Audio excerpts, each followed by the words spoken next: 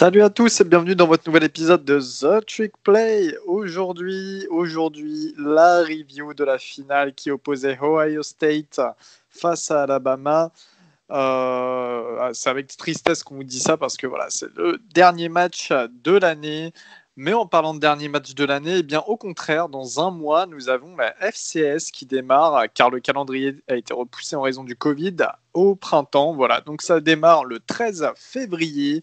On sera là pour un peu parler des matchs et les commenter en tout cas. Au niveau des infos, comme d'habitude, eh bien, beaucoup de transferts, beaucoup de transferts. Alors, on va pas vous les citer, ça ne sert à rien. Vous pouvez aller sur notre Twitter, en général, on les relaye.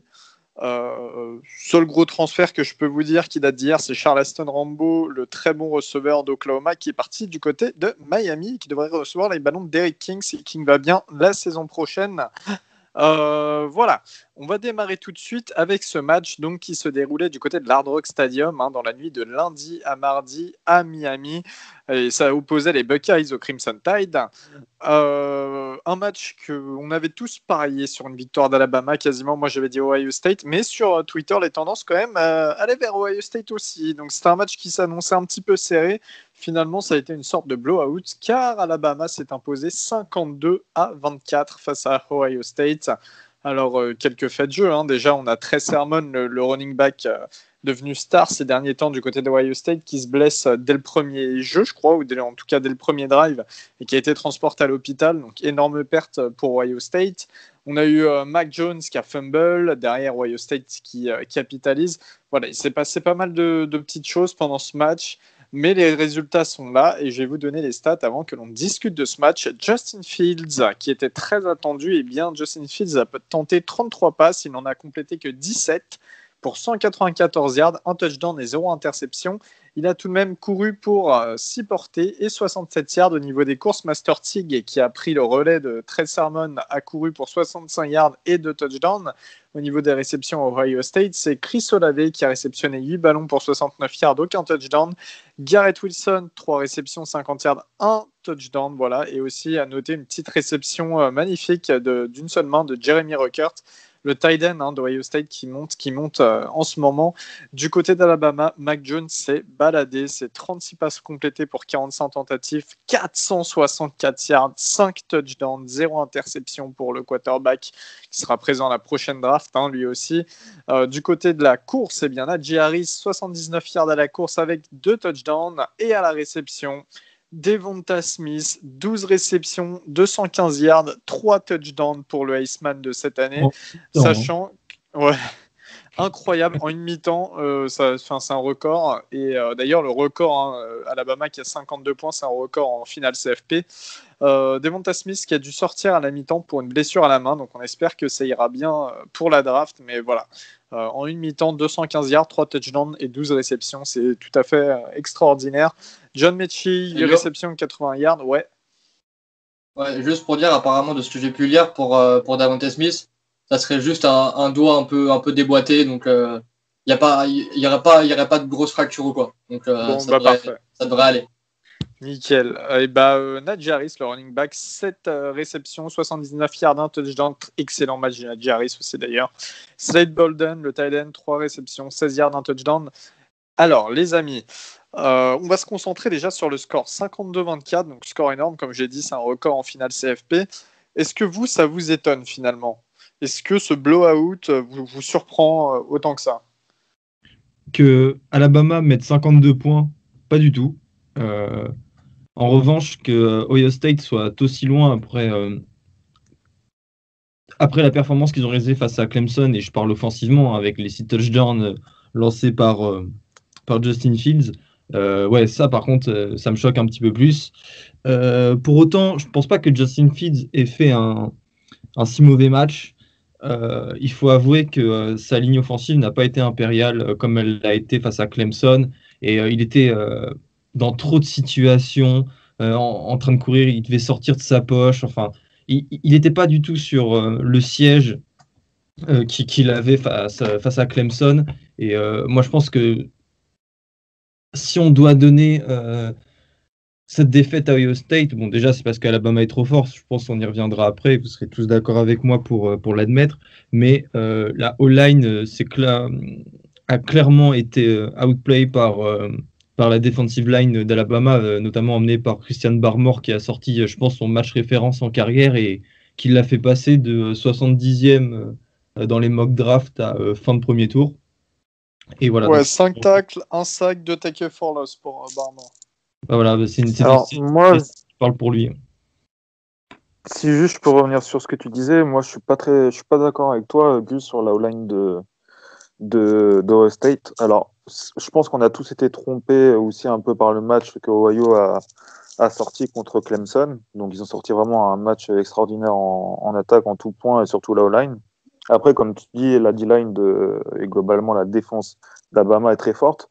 Mais quand tu as une O-line qui permet au jeu au sol, pour surtout Master Teague, de sortir 65 yards et 4,3 de moyenne par portée, c'est pas catastrophique, hein, 4,3 de moyenne par portée. Mais contre c'est sur le run game. Attends. T'as Justin Fields qui sort 67 yards à la course. Donc, certes, c'est différent, c'est pas sur des options, etc., mais il les sort quand même.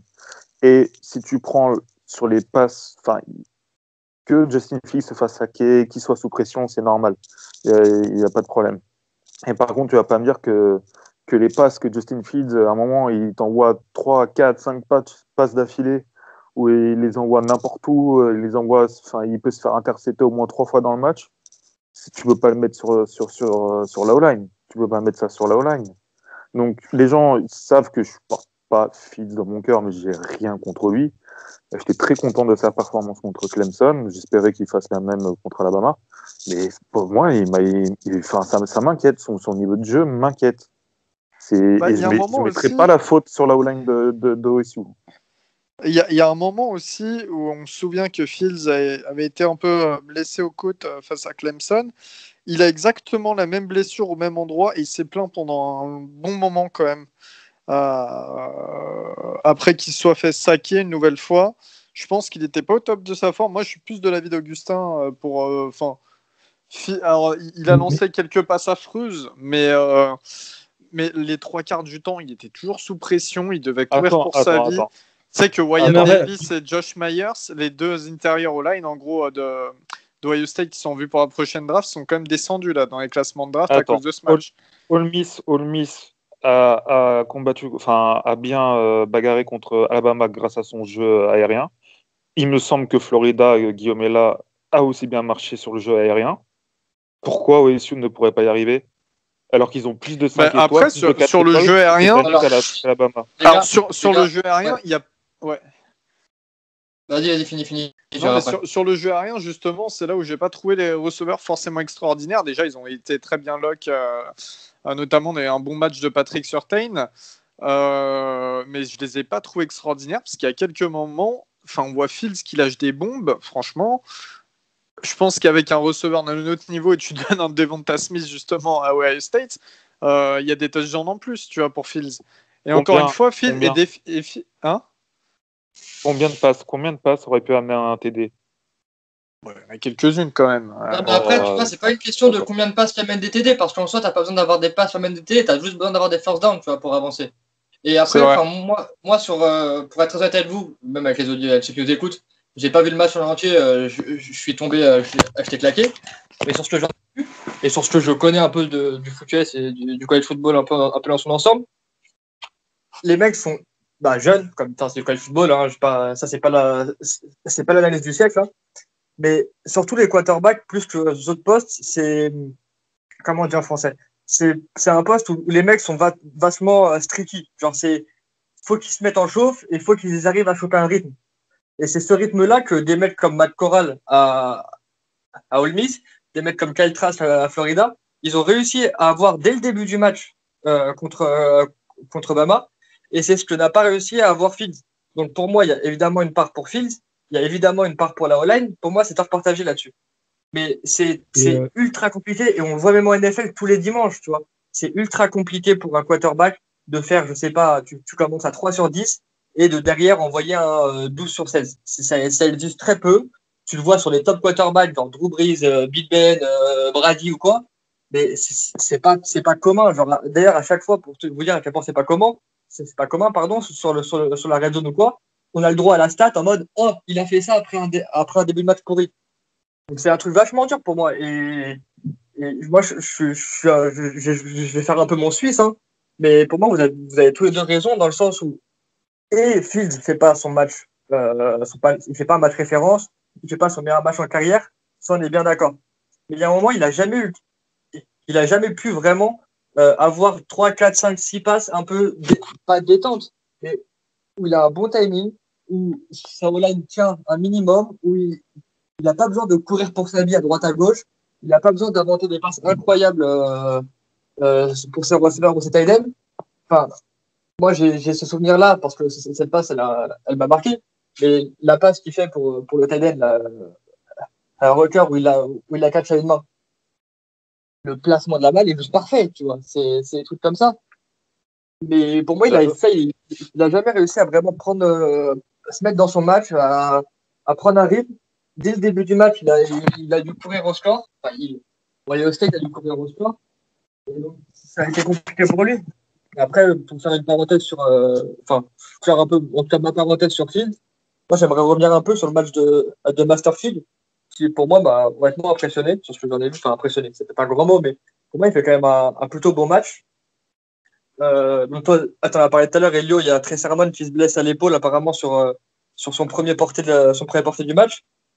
Donc vu comment Sermon a fonctionné et roulait ces dernières semaines, à mon avis, si Sermon sort pas out, Masterfield, il a très peu de portée. Donc, pouvoir se mettre dedans direct, alors qu'à mon avis, il faisait pas partie d'une grosse partie du game plan. Je trouve ça franchement bien, tu vois. C'est un vrai bon pro pour lui, je trouve.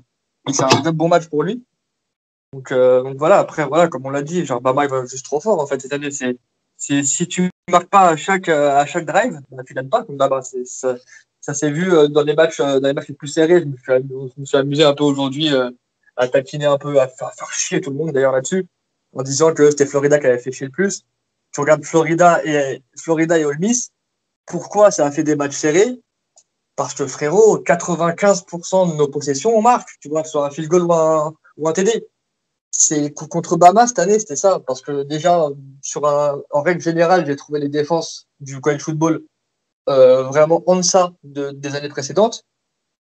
Et chacal, quand tu as une offense comme Alabama, si tu n'as pas une top defense de l'histoire, bah, tu as intérêt à avoir une top offense de l'histoire comme eux, tu vois. Et c'est exactement ce qu'on disait sur Ohio State depuis plusieurs semaines.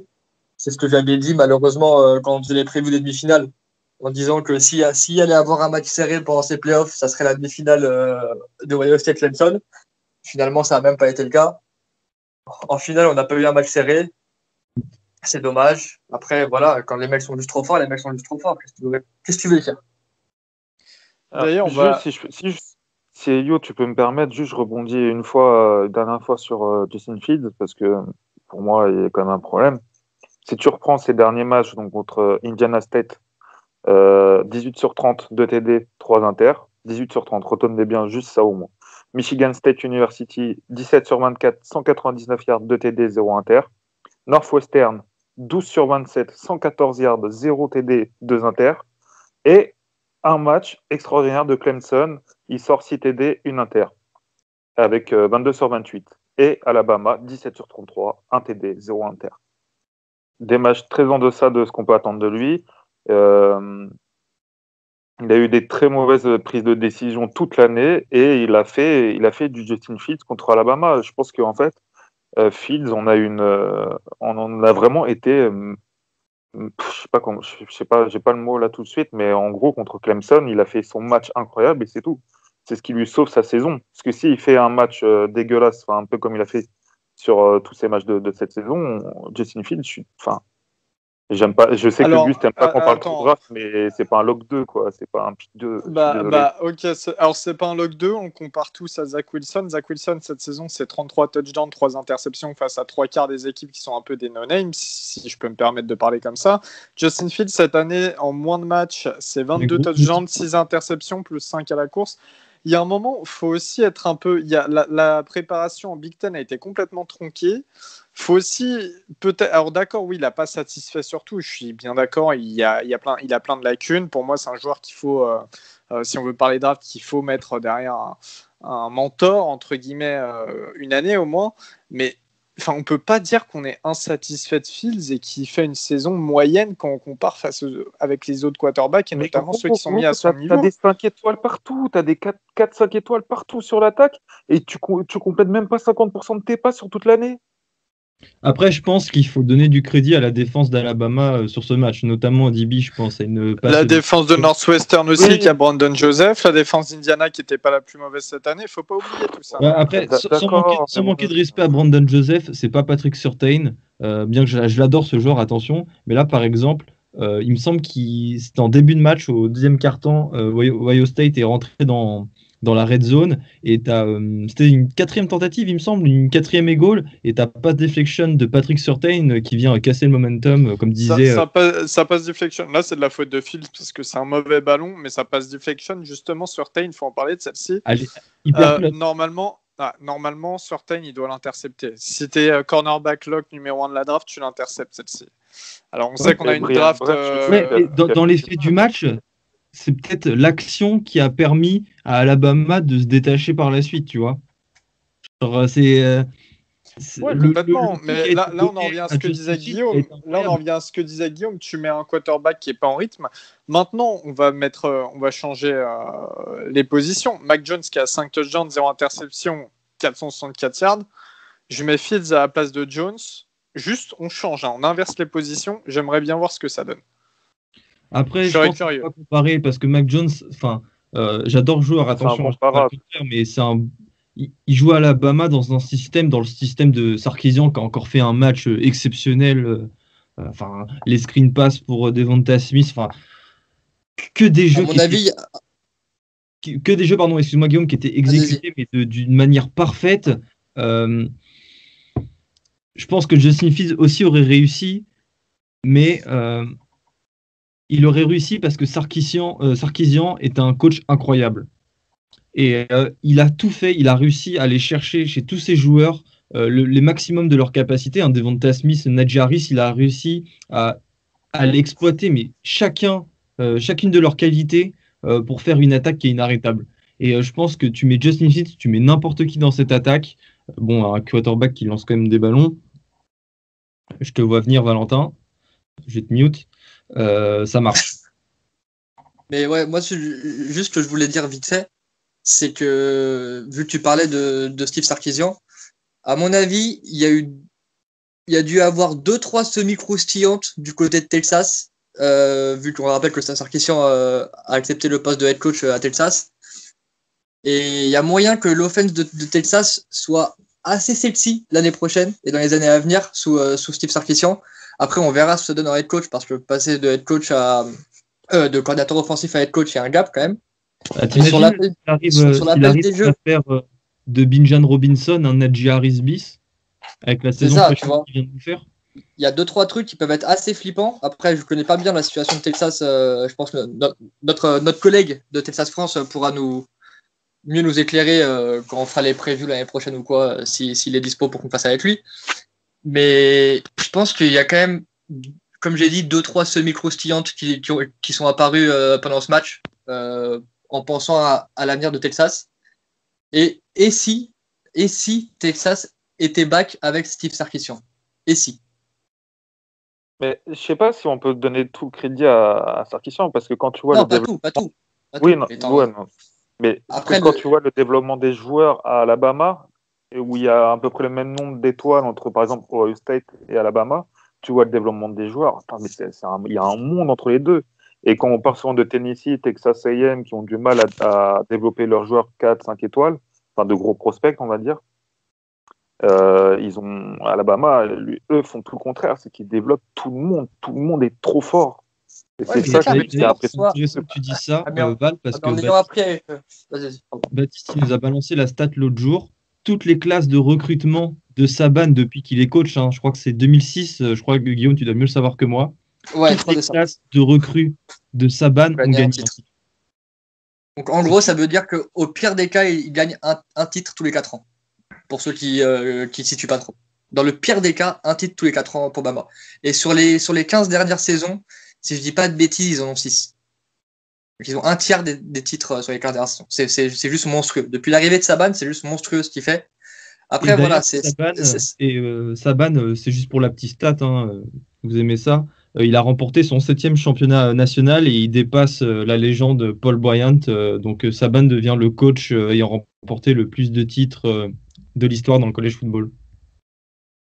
Ouais, mais voilà, encore une fois, à Sarkisian, là, ces 2 dernières années, il a pu apprendre apprendre, c'est un bien grand mot, mais être sous la tutelle, on va dire, de Nick Saban. Je pense que ça peut lui avoir fait du bien parce qu'il avait déjà été à Bama en 2016, si je dis pas de bêtises, où il était coach assistant offensif, un truc comme ça. Il avait été, si je dis pas de conneries, peut-être je me trompe, hein, mais il a été offensive coordinateur sur 1 ou 2 matchs en fin de saison quand il y a le coordinateur de l'époque qui était parti. Mais voilà, après on va voir ce que ça va donner, on va voir comment ça. C'est son premier poste vraiment de head coach. Après, non, pardon, c'est son 3e poste de head coach après Washington et USC. On va voir ce que ça va donner, on va voir comment, parce que les coachs aussi se développent et apprennent. Hein, c'est pas inné, c'est pas ça tombe pas du ciel tout ça. Mais voilà, je pense que, enfin en tout cas offensivement, c'est parce que tu peux donner comme disait Val le développement des joueurs, de machin. Moi mon exemple et je m'en amuse tellement c'est nos rivaux, c'est Georgia. Georgia, j'ai l'impression que ça fait 60 ans qu'ils ont des classes top 5. Ça fait 40 piges qu'ils n'ont pas connu un titre. Tu vois, t'as des joueurs, enfin t'as des coachs pardon qui recrutent des 5 étoiles et qui développent des 5 étoiles. T'as des coachs qui développent des 3 étoiles en 5 étoiles. Et t'en as qui développent des 5 étoiles en 3 étoiles. Tu vois. C'est aussi toute la beauté du college football. Et même si au final on voit bien qu'on retrouve souvent les mêmes équipes dans les top classes en playoff, ça fait la vie, il faut bien, tu vois. C'est bien beau d'avoir des top classes tous les ans, mais il faut savoir les développer, il faut savoir en tirer le maximum. Et c'est vraiment là où Nick Saban est un coach de génie et pour moi un des coachs des meilleurs coachs all-time du college football. Après, il y aura toujours, c'est comme la question du GOAT all-time, que ce soit en college football en NFL, tu auras toujours les anciens qui diront que c'était mieux avant, les nouveaux qui diront que maintenant c'est mieux, qu'avant c'était pas du foot. Pour moi, c'est assez obsolète cette question, mais en tout cas, ce qui est indéniable, c'est que c'est un des plus grands coachs de l'histoire du college football. Et même si c'est chiant, enfin, je peux comprendre que ce soit chiant de toujours voir Bama, toujours voir machin, mais il y a un moment, faut juste t'incliner et faut juste savoir s'incliner et juste profiter de la chance qu'on a en fait. Parce qu'un coach comme ça, t'en as pas 600 tous les 10 ans. Tu vois, même si c'est frustrant parce que c'est comme Brady en NFL, tu vois, c'est comme Brady Belichick en NFL. C'est frustrant. Moi, je peux pas me le blairer, Brady. Maintenant, faut avouer que avec Belichick, bah, les mecs, ils sont intouchables, tu vois, peu importe ce que tu fais, peu importe ce que tu mets en place, peu importe ce que tu fais défensivement. Les mecs sont juste... Les gars. Vous pensez que Saban, il va partir quand d'Alabama? Quand il sera mort, est-ce qu'il va accepter de prendre un autre poste après? Pour moi, il partira de Bama quand il prendra sa retraite. Je le vois pas aller ailleurs. Je le vois pas retourner en NFL parce que pour moi, là où il excelle, c'est sur le développement des jeunes, c'est... Ouais. C'est avec les joueurs que je me suis avoir, tu vois, mais je me suis posé la question s'il n'allait pas justement prendre sa retraite après cette victoire. Ça m'a traversé l'esprit. Bah, pourquoi pas, tu vois. Bon, après, il en a encore quelques années sous le capot. Ouais, je pense. Il va nous faire chier. Il va nous faire chier encore. Il va nous faire chier quelques années encore. Et puis je pense qu'il a besoin aussi de faire ça de manière grandiose devant tout un public qui est quelque chose derrière, quoi. C'est le Michel Drucker du college football. Un peu, c'est exactement ça. Même mort, il sera encore là, le salaud. Est-ce qu'on peut parler d'ailleurs, juste je voudrais dire un petit truc. Il y avait Lane Kiffin, notre coach, qui était en tribune avec des anciens joueurs de Bama pour la finale.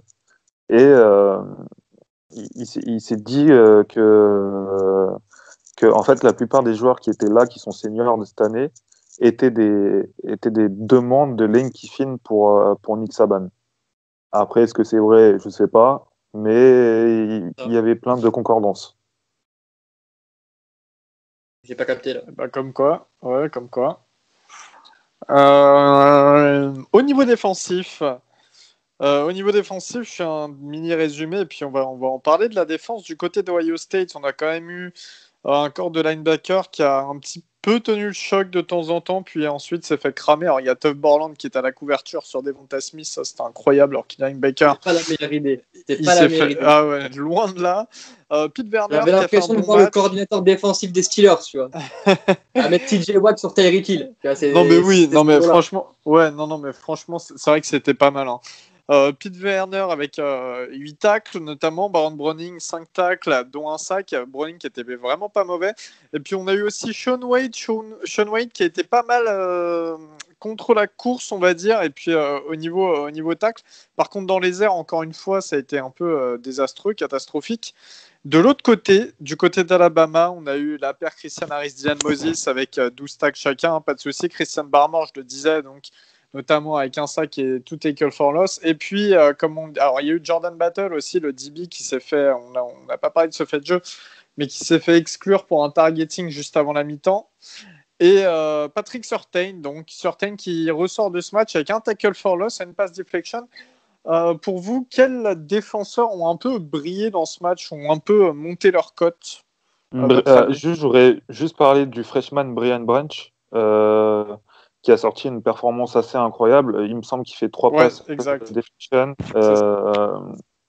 4 plaquages, et il a vraiment été bon. Et je me demande si c'est pas lui qui remplace Battle quand il se fait éjecter. Enfin bref, je me rappelle plus.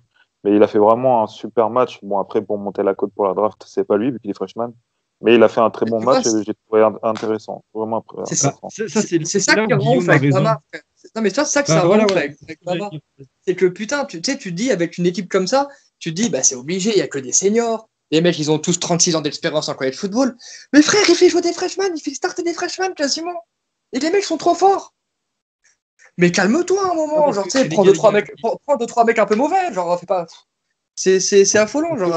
En freshman cette année, il n'y a pas que Brian Branch. Il y a comment il s'appelle? Il y a Malaki Moore. T'as le mec là, le D-end Anderson. Ça, c'est des mecs. Ils vont faire 3 ans. Ils vont terroriser toutes les attaques en sec. C'est insupportable. Les mecs, ils sont freshmen. Ils n'ont pas d'expérience. De toute façon, à Bama, t'as des freshmen qui arrivent qui sont NFL ready, quasiment parfois. C'est incroyable. Chaque année, c'est comme ça. On se dit, moi parfois, enfin, je me suis dit ce matin.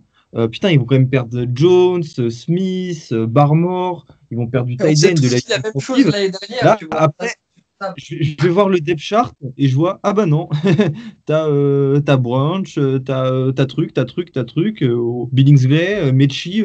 Bon, bah, ils vont encore gagner le college football.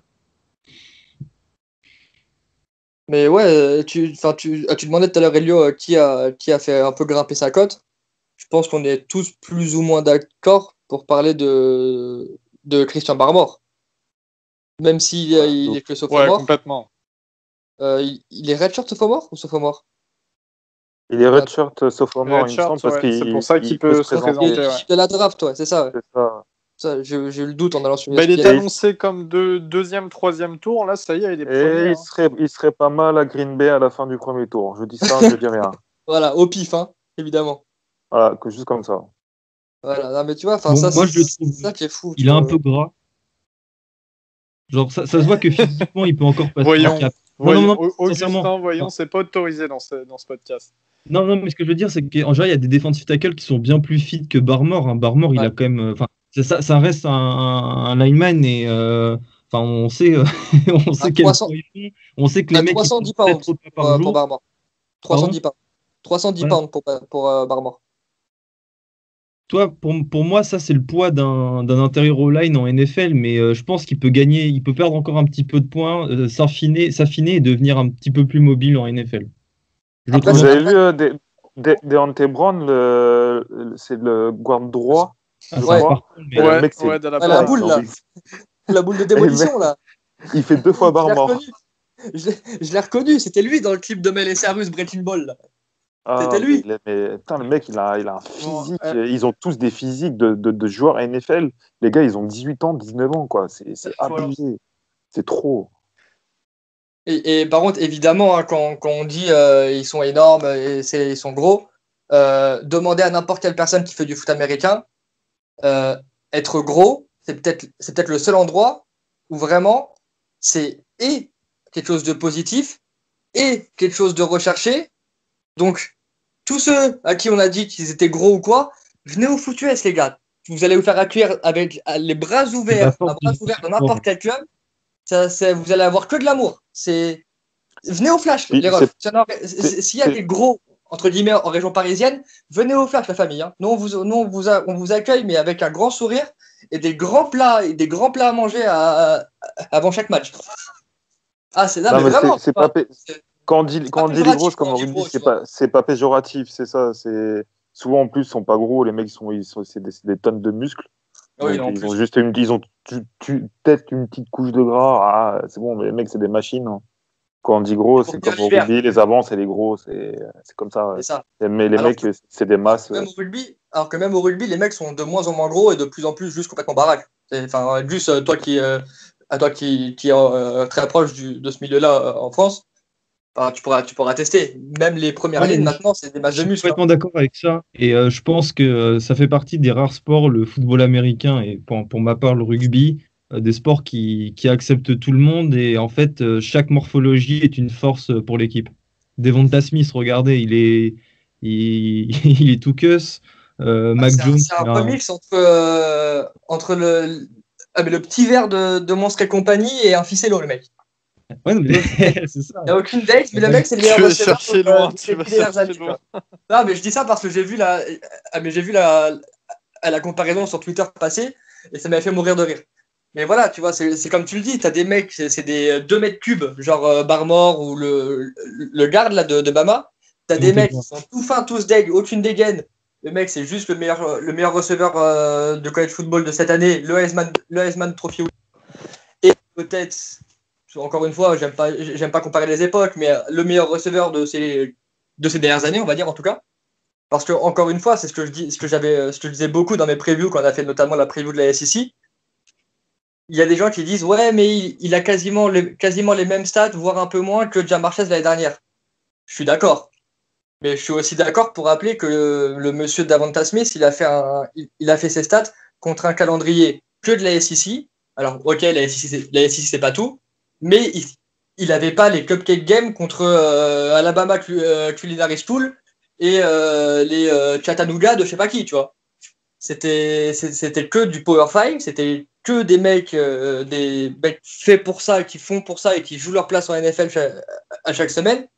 Donc, pour moi, ça a une valeur pas encore plus grande, mais ça montre que le mec est juste trop fort.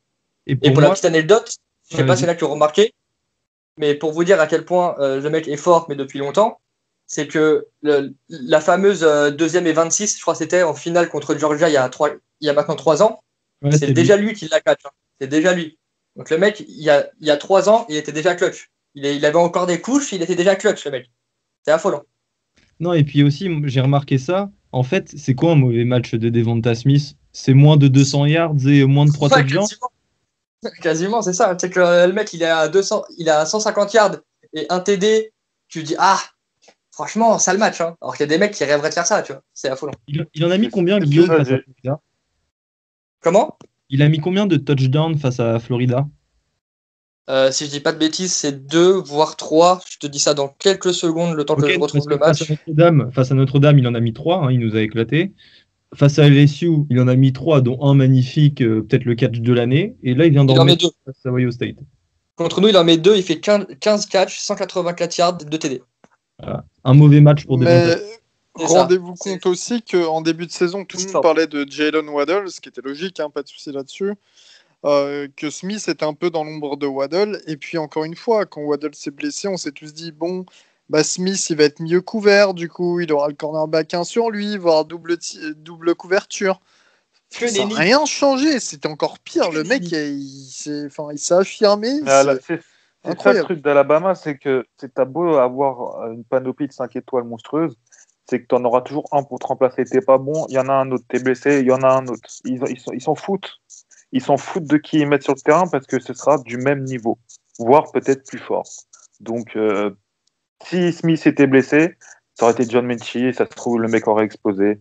Ça aurait été Mechie aurait été blessé, ils auraient mis des 2-3 freshmen 5 étoiles, et puis allez, c'est bon. Ça, j'en ai marre. Ouais, la profondeur de banc, et puis de joueurs prêts, quoi. Et puis oui, il y a un moment, d'ailleurs, on a oublié de le dire, hein, mais Mac Jones, il est sorti au bout d'un moment pour avoir les ovations, tranquille, et il a été remplacé par Bryce Young, le quarterback freshman 5 étoiles. Donc, et inversement, Dickerson est rentré à la fin du match pour les derniers snaps. Ouais, alors que Dickerson est blessé de base. Ouais. On n'a pas trop parlé de la O-line de Bama, mais aussi voilà, Dickerson, un des meilleurs centres pour la prochaine draft. Derrière peut-être Creed Humphrey. Ils ont mis un autre mec, ça s'est très bien passé. Hein. Il n'y a eu aucun problème. Ouais, clairement. Non, mais je pense aussi, Elio, faut parler.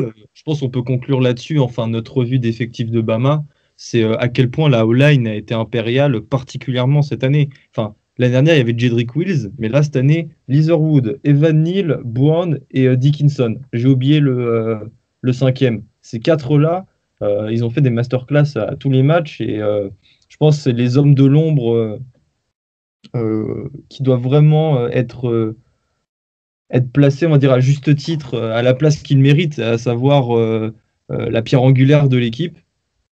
Et voilà quoi. Je pense Par contre, Leatherwood, il a fait quelques dingueries quand même. À un moment, il s'est trompé de jeu. Il partait pour un jeu au sol, ils ont fait une passe. Ouais. Il fait quelques dingueries. Leatherwood, cette année, j'ai vu, et des fois, il me fait bien rire. Le mec, il est à côté de la plaque. Il n'a pas l'air de comprendre ce qu'il fait. Ça ne l'a pas empêché d'être le meilleur lineman de la NCAA cette année. Ah oui, après, il n'y a pas de problème. Il faut juste qu'il corrige ça pour la NFL, quoi. Sa discipline sur les flags et sa compréhension, son rappel des jeux. Mais sinon, c'est un très, très bon lineman. Ouais, et je voulais juste finir en vous demandant un truc parce que j'en ai parlé un peu sur Twitter pendant le match hier. Vous avez pensé quoi de l'entrée de Waddle en fait? Alors, je vais juste donner mon avis vite fait, après je vous laisse le dire. Pour moi, ça servait absolument à rien. Je sais très bien que Waddle n'a pas été forcé, c'est sûrement lui qui a voulu jouer ou quoi. Moi maintenant, je me calme 2 secondes. Le mec a été blessé quasiment toute la saison. Il a eu une sale blessure en plus. Enfin, ouais, vas-y, parce que j'étais complètement bête d'oublier d'en parler de Waddle. Vas-y, justement, raconte aux auditeurs la petite surprise du match.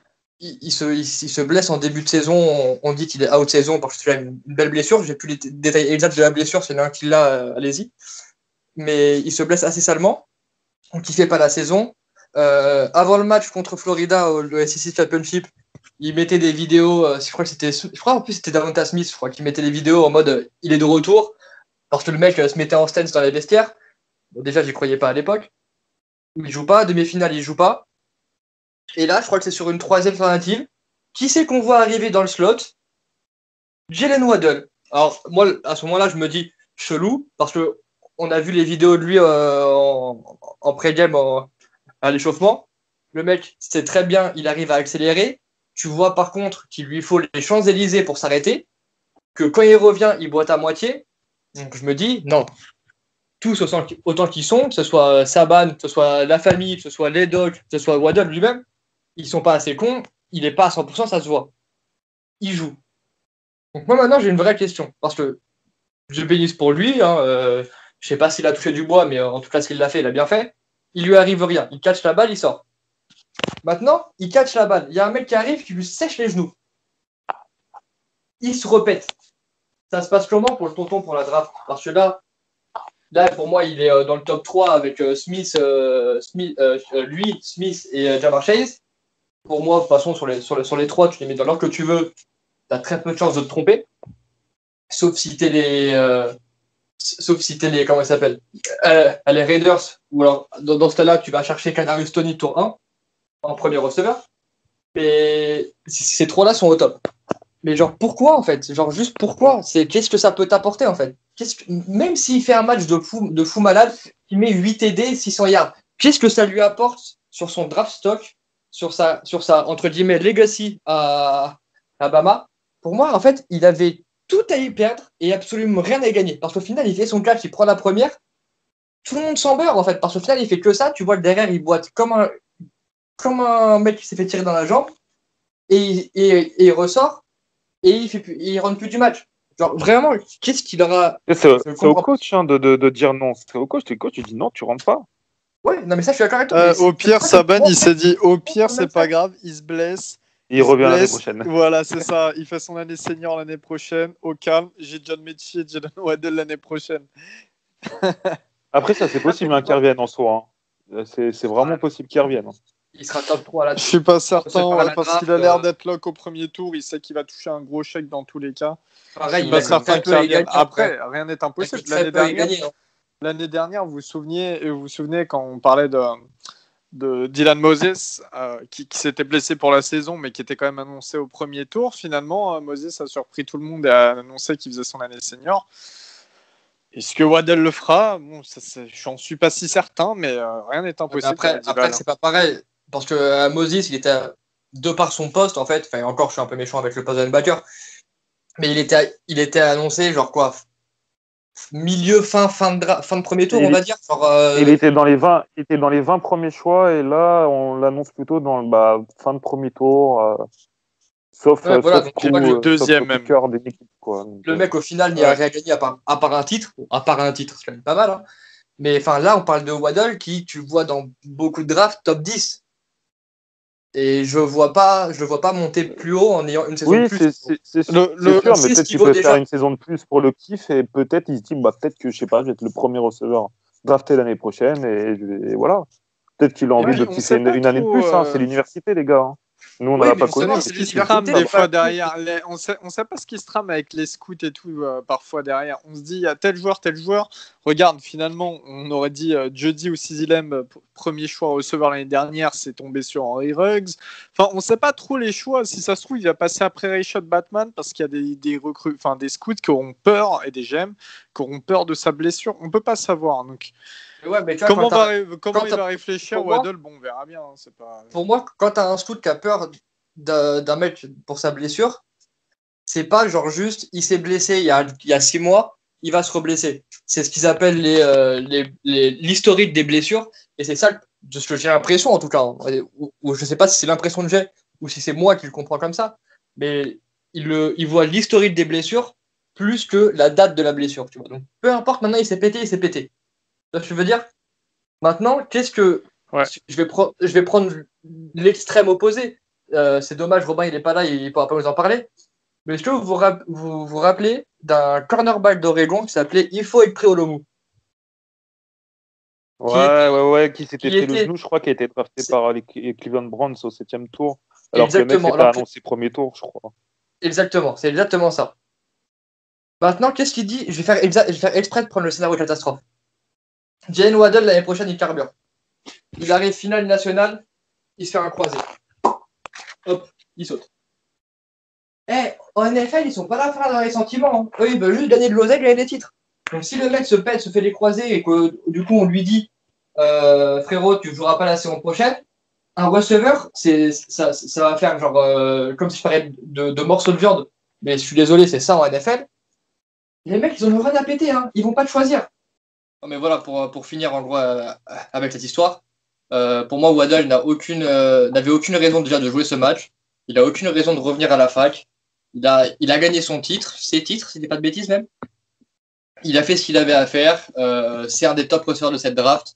Tu le mets où tu veux entre Ja'Marr Chase et Davante Smith. Tu mets les 3 dans l'ordre que tu veux. De toute façon, ça n'aura pas beaucoup d'impact à mon avis. Sauf dans quelle équipe ils vont tomber. Ça peut avoir de l'impact pour le coup. Mais voilà, j'ai juste la petite parenthèse là à faire que j'ai trouvé vraiment ça idiot de la part de toutes les parties. Comme disait Val, hein, c'est la faute des coachs, c'est la faute du joueur, c'est la faute de tout le monde. C'est la faute des médecins qui ont dit qui ont donné leur aval pour qu'il rentre. Pour moi, je mets tout le monde dans le même panier et à tout le monde à tort égal, on va dire. Mais voilà, c'était juste mon petit coup de gueule, on va dire. Eh bien, très bien, en tout cas, ouais, complètement. Ça aurait pu être catastrophique pour Waddle. Voilà, pour cette finale, enfin, on a le champion, donc Alabama. On en parlait depuis le début de la saison, il est considéré comme probable futur champion. Eh bien, c'est le cas avec cette énorme victoire 52-24 face à Ohio State. Avant de La terminer saison est déjà. Ouais, la saison est déjà finie, mais bon, il y a la FCS, et on va s'y pencher, puis ça pourra vous permettre de découvrir une autre facette aussi du football universitaire. Avec Alex, Et un Alex Français. Lebro. Et un Ouais, Français. Alex Levrault, le kicker de Furman, donc qu'on avait eu en interview il y a 1 an maintenant. Donc on peut vous inviter à retourner sur nos interviews de février ou janvier l'année dernière et vous verrez Axel Levrault qui nous raconte son parcours, notamment en lycée aux États-Unis, du côté à côté de Tampa Bay, à Bradenton. En tout cas, nous, pendant l'intersaison, ouais, Manatee High School. Pendant l'intersaison, on a un programme assez chargé à vous faire vivre. Et bien déjà, il y a la FCS, bien entendu. Il y a la draft, donc avec des mock drafts, avec un peu parler des gros prospects de la prochaine draft. Et puis, bien entendu, jusqu'au moment venu de la draft en elle-même, on aura aussi pas mal de choses à dire. On doit aussi faire... vous avez bien vu, on a interviewé Mukwemu, mais ce ne sera pas le seul. Loin de là, on a déjà 2-3 petites surprises normalement dans les papiers. On n'en vous en dit pas plus.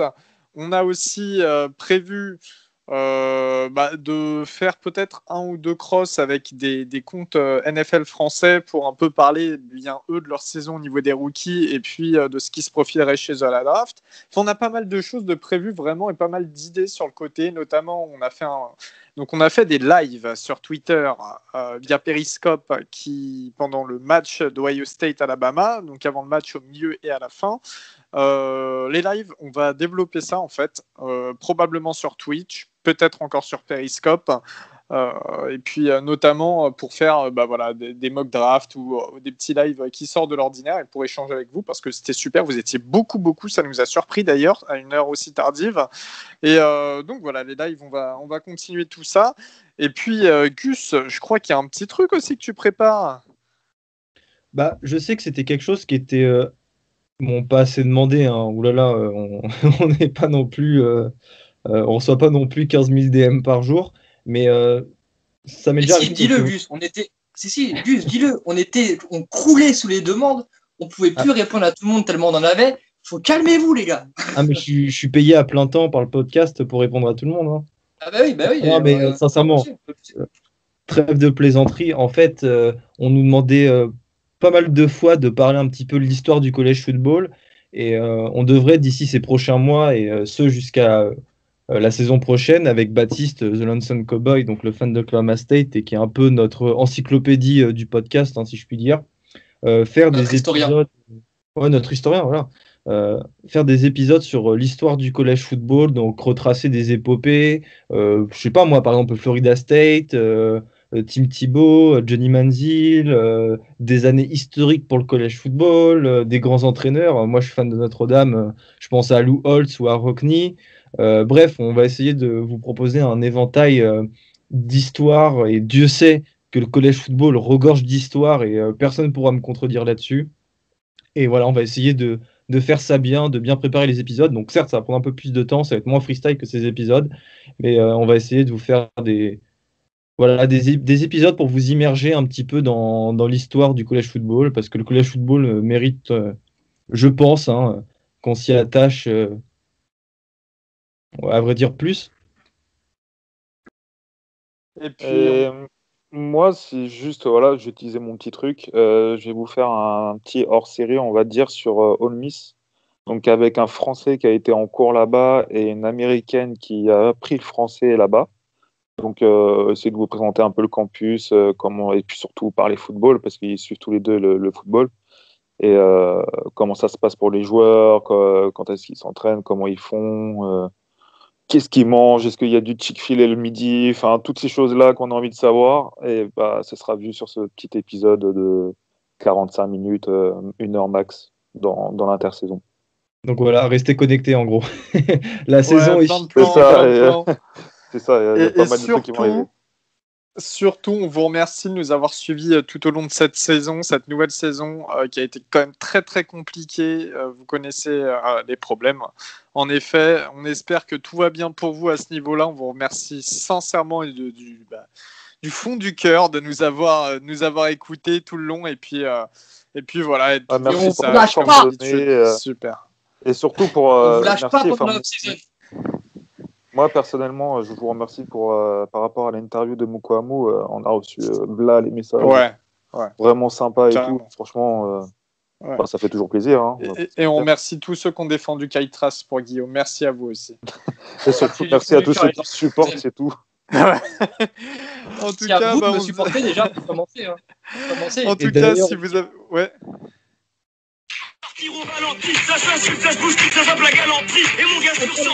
Bon, allez, coupez. Allez. T'as eu ton heure de gloire. À la prochaine. Allez, à la prochaine, ça sera coupé.